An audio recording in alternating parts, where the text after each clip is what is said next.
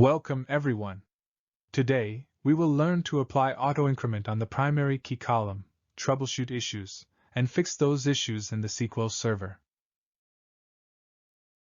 It is worth mentioning that the identity property can only be applied to numeric data types and not to fractional data types.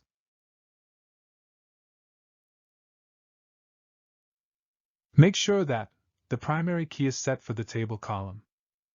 Go to the selected column's properties window, expand the identity specification, and check if the isIdentity property is enabled.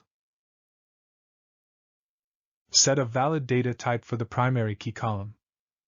Check if the auto-increment or identity specification is enabled.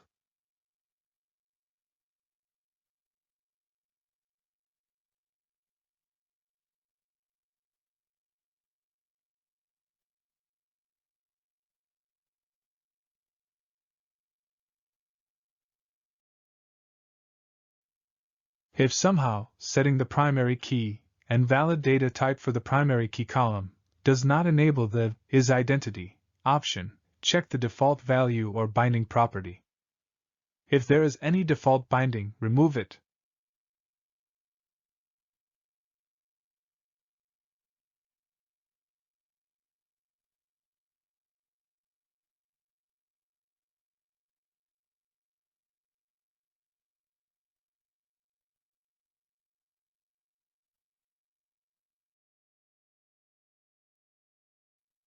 It is also important to mention that the column properties lie on the bottom of the table design window, while the properties shown on right-click are the properties of the table and not of the column.